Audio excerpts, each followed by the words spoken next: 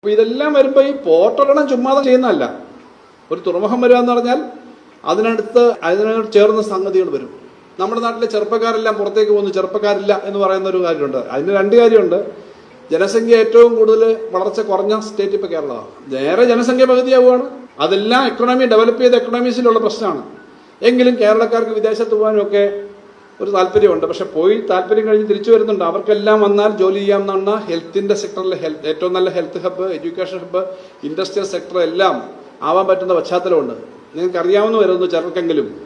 ലോകത്തെ ഏറ്റവും ലോകോത്തരമായ കമ്പനികൾ മെഴ്സിഡസ് ബെൻസ്, BMW തുടങ്ങിയ വണ്ടികളുടെ ഇപ്പോൾ എഞ്ചിനുകൾക്കകത്ത് നിങ്ങൾ വർക്ക്ഷോപ്പിൽ പോയാൽ പഴയതുപോലെ സ്ക്രൂ അഴിച്ച് നോക്കുമല്ല മേശരി, മറ്റേ ലാപ്ടോപ്പ് കുത്തുക ഇല്ലേ. നമ്മളെ അകത്ത് കയറ്റത്തില്ല, എന്നാൽ അവർ ലാപ്ടോപ്പ് കുത്തി നോക്കിയിട്ട് പറയും ഇതിന്റെ ഇന്ന ഭാഗത്ത് പ്രശ്നമുണ്ട്. ഇതൊക്കെ ചിപ്പുകളിലാണ്.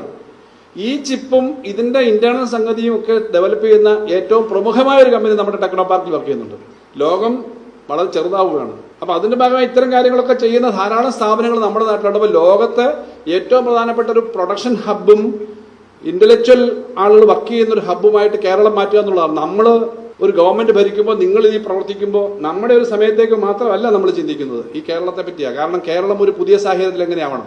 നമുക്ക് അനുകൂലമായ ധാരാളം ഘടകങ്ങളുണ്ട്. ലോകത്ത് എവിടെയും പോയി വർക്ക് ചെയ്യാൻ പറ്റുന്ന എക്സ്പീരിയൻസ് ഉള്ള ഫോഴ്സ് ഉണ്ട്, എഡ്യൂക്കേറ്റഡ് ആയിട്ടുള്ള യൂത്ത് ഉണ്ട്. ലോകത്തെ ഏറ്റവും നല്ല ക്ലൈമറ്റ് ഉള്ള സ്ഥലങ്ങളിലൊന്നാണ്. ചൂടുണ്ട് ഇപ്പം കാലാവസ്ഥ വ്യതിയാനം കാരണം. പക്ഷേ അമേരിക്കയിലോ കാനഡയിലോ ഗൾഫിലോ പോയാൽ ടെക്നോളജി ഇല്ലാതെ നിങ്ങൾക്ക് ജീവിക്കാൻ പറ്റുമോ? -40 ഡിഗ്രി തണുപ്പ് വരും ഈ പല അമേരിക്ക, യൂറോപ്പിലൊക്കെ. വണ്ടി വഴി ഇറക്കണമെങ്കിൽ പ്രത്യേകം ബുൾഡോസർ കൊണ്ടൊന്ന് ഐസ് മാറ്റണം, ഹീറ്റർ വേണം, പിന്നെ കണ്ണാടി കാണണമെങ്കിൽ വേണമല്ലോ. ഗൾഫിൽ വലിയ സൗകര്യമുള്ള AC ഇല്ലെങ്കിൽ ഇരിക്കാൻ പറ്റുമോ? ഇവിടെ നാച്ചുറലായിട്ടുള്ള ക്ലൈമറ്റ് ഉണ്ട്. ഇന്ത്യയിലെ ഏറ്റവും മെച്ചപ്പെട്ട അന്തരീക്ഷ വാതകത്തിന്റെ വായുവിന്റെ ക്വാളിറ്റിയുള്ള 10 ഡിസ്ട്രിക്റ്റുകൾ കേരളത്തിലാണ്. മറ്റുള്ള സ്ഥലത്തൊക്കെ പൊല്യൂഷൻ നമുക്ക് കുറവാണ്. നല്ല വെള്ളം, അതുപോലെ സുരക്ഷിതത്വം, സ്ത്രീകൾക്കുൾപ്പെടെ പെൺകുട്ടികൾപ്പെടെ.